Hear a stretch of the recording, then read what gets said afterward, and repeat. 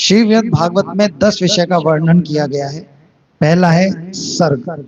सर्ग का मतलब है जब ब्रह्मांड की रचना हो रही है। ब्रह्मांड की रचना हो रही है तो सबसे पहले पुरुष अर्थात भगवान के अवतार महाविष्णु पुरुष रूप प्रथम पुरुष कारण कारणोदय शैव विष्णु जब प्रकृति के ऊपर दृष्टि डालते हैं तो वहां से सर्ग शुरू होता है। सर्ग के अंदर पूरे ब्रह्मांड की सृष्टि होती है। सबसे पहले महतत्व प्रकट होता है। महतत्व को समष्टि बुद्धि भी कहते हैं। समष्टि बुद्धि का अर्थ है कि सारे संसार का जो जो बनना है, संसार आने वाले टाइम में कैसा बनेगा, क्या क्या क्या चीज होंगी, पृथ्वी कैसी होगी, सूर्य कैसे होंगे, कैसे मंडल घूमेंगे, कैसे नक्षत्र होंगे, उनके क्या कार्य होंगे, किस हिसाब से वो हमारे जीवनों में प्रभाव डालेंगे, सब कुछ पहले से निश्चित होता है। फिर ब्रह्मांड प्रकट होना शुरू होता है। सबसे पहले रजोगुण सतोगुण और तमोगुण प्रकट होते हैं। फिर तमोगुण से भूत प्रकट होने शुरू होते हैं। आकाश, वायु, जल, अग्नि और पृथ्वी। ये बोलो। सर्ग नहीं आया तुम्हें? सर्ग एक सृष्टि का नाम है ना। ये सर्ग, सर्ग और विसर्ग दो चीज होती है भागवत में। ये सर्ग सृष्टि हो रही है। सर्ग का अर्थ है जब पूरे ब्रह्मांड की सृष्टि हो रही है, पूरा ब्रह्मांड तैयार हो रहा है। अभी कुछ नहीं है, सब शून्य है, कुछ नहीं, आकाश भी नहीं है, आकाश भी नहीं है। अर्थात इतना बड़ा ब्रह्मांड एक छोटे से दाने के अंदर अभी विद्यमान है। अर्थात जैसे आपने बरगद के पेड़ है, उसका बीज है, वो पूरा बीज एक बरगद लेके बैठा है। उसको उगाओ, समय के साथ वो इतना बड़ा बरगद बनेगा, इतना बड़ा पेड़ बनेगा। या पीपल का पेड़ का बीज है, वो पीपल बनाएगा। बीज तो इतना ही होता है ना। उसी बीज रूप में, महतत्व के रूप में अभी सृष्टि बीज रूप में पड़ी है। आकाश भी नहीं है। हम ये कहें कि आकाश होगा, आकाश होगा तो सृष्टि होगी ही। आकाश भी नहीं है कहीं। ये पूरी सृष्टि एक जगह पर बीज रूप में पड़ी है। अभी प्रकृति के अंदर भगवान ने प्रकृति पे दृष्टि डाली और इसको प्रकट करने की इच्छा से तो एकदम विस्फोट हुआ, जिसे बिग बैंग कहते हैं लोग। और उस विस्फोट के साथ आकाश, वायु, अग्नि, जल, पृथ्वी सब प्रकट होने लगे। पृथ्वी, वो जहां भी कोई ठोस वस्तु हमें ब्रह्मांड में दिखे वो पृथ्वी तत्व है। जहां मट्टी हो, ठोस हो, चाहे वो पहाड़ है, चाहे लोहा है, चाहे हीरा है, सोना है, सब पृथ्वी तत्व में ही आते हैं। सर्ग की सृष्टि होती है पहले, फिर उसके बाद विसर्ग सृष्टि होती है, जिसमें भगवान गर्भोदक्षय विष्णु एक ब्रह्मांड के अंदर, कोई लोक नहीं है अभी, सबसे पहला लोक प्रकट होता है ब्रह्मलोक, जिसके अंदर कमल का, उनके, इसे विसर्ग सृष्टि कहते हैं। ये दूसरा विषय है जो भागवत के अंदर है। जिन लोगों ने भागवत सुनी होगी, सही से या पढ़ी होगी, उन्हें ये पता होगा। फिर ब्रह्मा जी प्रकट हो रहे हैं कमल पर। फिर ब्रह्मा जी अपनी जो भी सृष्टि करते हैं उसे विसर्ग सृष्टि कहते हैं। विसर्ग में आती है वो शास्त्रों में, वेदों में। फिर आती है स्थानम। फिर आता है भगवान श्री हरि विष्णु का कार्य, जो सबसे महत्वपूर्ण है, जो क्षीरोदक्षय विष्णु है, उनका कार्य शुरू होता है गर्भोदक्षय विष्णु और क्षीरोदक्षय विष्णु का, कि इस सृष्टि का पालन करना है। तो जब सृष्टि का पालन करना है, एक एक जीव के विषय में सब कुछ जानना है, एक एक कण कण में व्याप्त होना है, फिर क्षीरोदक्षय विष्णु सब सर्वत्र व्याप्त होते हैं। उसी सृष्टि को स्थानम कहते हैं। स्थानम का भी निरूपण आया है भागवत के अंदर। बोलो। कर्णोदक्षाय विष्णु, उनका क्या काम है? कर्णोदक्षय विष्णु पूरी जब सृष्टि जो जीरो होती है, फिर वहां से प्रकट करते हैं। जब प्रकाश डालते हैं, हाँ तो कर्णोदक्षाय विष्णु। हाँ, दृष्टि डाल रहे ना। वो पहला अवतार है भगवान का महाविष्णु के रूप में। कर्णोदक्षय विष्णु 2 अवतार लिया प्रभु ने। भगवान के जो सर्वोच्च वैकुंठ के अंदर जो पहला अवतार है भगवान का नारायण के रूप में, उन्होंने एक अवतार लिया महाविष्णु के रूप में।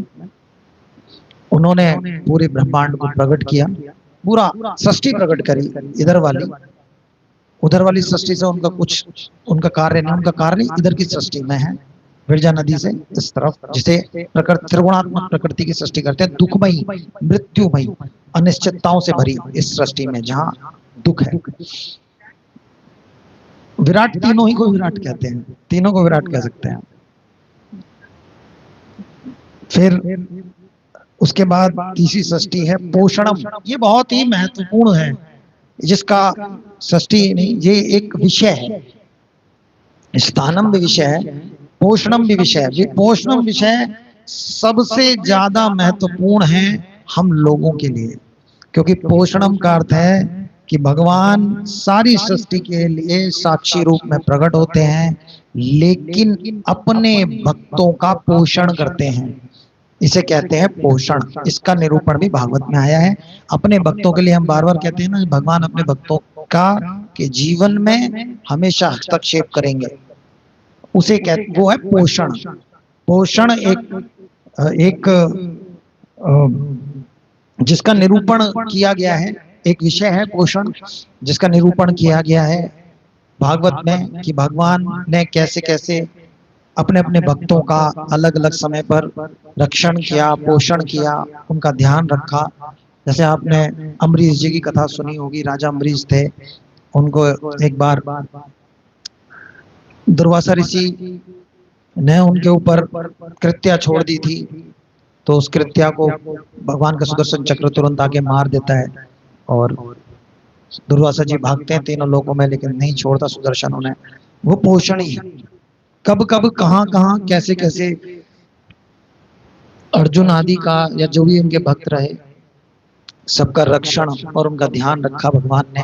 ये विषय भी भागवत के अंदर आता है, इसे पोषण कहते हैं। ये विषय भगवान के भक्तों के लिए सबसे महत्वपूर्ण, बाकी विषय तो सबके लिए है, लेकिन ये विषय केवल और केवल भगवान के अपने भक्तों के लिए है, पोषणम।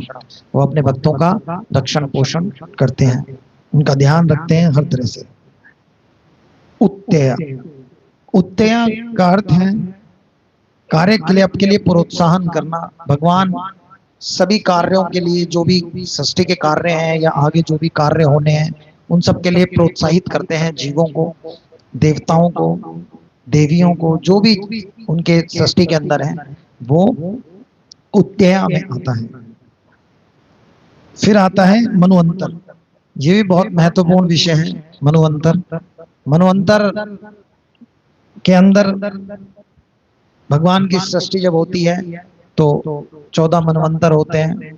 14 मनवंतर की के अंदर 14 मनु होते हैं। अब तक जो है 6 मनु हो चुके, 7वें मनु है। मनु का अर्थ है कि वो जीव जो भगवान के द्वारा भेजे जाएंगे इस संसार में, जब उन्हें यहाँ पर वैदिक नियम और कानून की स्थापना करनी है, अर्थात प्रथम राजा। वो राजा हैं, कभी भी इस संसार में छोटी मोटी परले आ जाए, सारे राजा खत्म हो जाएं, सब समाप्त हो जाए, कोई नियम न रहे, सब जंगली हो जाएं। शुरुआत में सृष्टि में सब जंगली ही थे, जैसे आपने पाषाण युग वगैरह जो सुने होंगे कि लाखों साल पहले लोग ऐसे थे वैसे, वो थे, इसमें कोई दो राय नहीं है। अगर साइंस उन्हें ढूंढ रही है वो सही है, लेकिन मनु जी के आने के बाद सब लोग सुशिक्षित हुए, नियमों में बंधे। पहले बिना नियम की दुनिया चल रही थी, जिसका जहां मन कर रहा था रह रहे थे, जहां मन कर रहा था, जैसा मन कर रहा था खा रहे थे, कोई नियम नहीं हो रहा था। मनु जी महाराज आए, बताया कि ऐसे आपको जीना है, ऐसे रहना है, ऐसे खाना है। राजा, प्रथम राजा के रूप में स्वयं मनु प्रकट हुए और उन्होंने सृष्टि का लालन पालन प्रारंभ किया राजा के रूप में। उसे मनवंतर सृष्टि मनवंतर कहते हैं। ईश अनुकथा, ईश अनुकथा का अर्थ है भगवान के अवतारों का वर्णन आएगा भागवत के अंदर, भगवान के अवतारों की कथाएं आती हैं, इसे ईश अनुकथा कहते हैं। जितने भी अवतार प्रभु ने इस कल्प में लिए हैं या एकाध पिछले कल्पों में भी लिया है, उन अवतारों की कथाएं आएंगी, और अधिकतर इसी कल्प के अवतारों की कथाएं आती हैं। तो वो कथा का आने को ईश कथा कहते हैं, जिसमें भागवत है में है निरोध, जिसमें सृष्टि का समापन करते हैं शंकर जी के रूप में भगवान। उसके लिए आएगा मुक्ति, मुक्ति के विषय आएगा, मोक्ष के लिए आएगा कि कैसे कैसे किस किस मार्ग से जीव स्थूल और सूक्ष्म और कारण शरीर से मुक्ति को प्राप्त कर सकते हैं, जिसके अंदर वेदों में इसके लिए, उपनिषदों में खासकर वेदों का जो उपनिषद ज्ञान कांड है उसमें बहुत ही है कि कैसे आप मुक्ति की तरफ बढ़ सकते हो, आत्मा अपने आप को जान सकते हो, ये आता है भागवत में। और आश्रय, 10वां जो विषय है वो है आश्रय, जो सबसे महत्वपूर्ण विषय है। सारे जितने भी विषय पहले के हैं वो आश्रय के लिए ही हैं। आश्रय का, आश्रय जो है वो भगवान का ही आश्रय हम ले सकते हैं। इसीलिए आगे भी बोलेंगे, अब नरोत्तम दास जी, ज्यादा ना हम बोलते हुए उन्हीं की बातों को हम आगे बढ़ाएंगे। अभी इन सब विषयों के बारे में, अब आश्रय के विषय में कविराज बोलेंगे। आश्रय जानीते कही एन प्रदात एन उत्पत्ति तुसे आश्रय। आश्रय जानीते कही एन प्रदात एन उत्पत्ति तुसे आश्रय। कह रहे हैं मैंने हर वस्तु के चरम आश्रय को स्पष्ट रूप से जानने के लिए अन्य 9 श्रेणियों का वर्णन किया है। इन 9 की उत्पत्ति के कारण इनका आश्रय कहा गया है, जो ठीक ही है। आश्रय है भगवान, ये सारी सृष्टि भगवान के आश्रय में ही चल रही है, भगवान के आश्रय से ही सब कुछ चल रहा है, सब कुछ हो रहा है। और 10वां जो तत्व है, जो विषय है भागवत का, वो आश्रय है कि सारा संसार भगवान के आश्रय में चल रहा है। हम जीव क्यों ना उनका आश्रय लेके अपना भी उद्धार करा लें। और मार्ग भी हैं मुक्ति के, बहुत कठिन है। सबसे आसान मार्ग है प्रभु का आश्रय लो और प्रभु के ही बल पर निकल जाओ।